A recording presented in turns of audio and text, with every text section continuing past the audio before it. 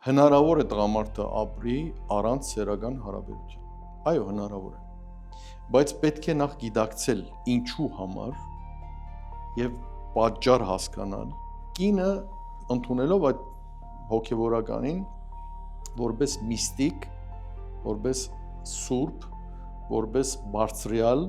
որպես իշխանության ներկայացուցիչ, հոգեվոր իշխանության իհարկե, բնականաբար կնոջ մոդել առաջանում է մի հատ ձեր հաղորդաշարի անվանումով ասենք, այդ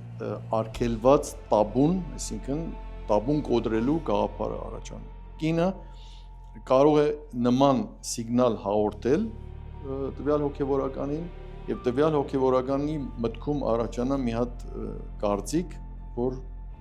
եթե ինձ ուզում են, ուրեմն ես դեռ կամ, ես դեռ ապրում եմ, ես դեռ տղամարդ եմ, ես դեռ մարդ եմ, այսպես ասած։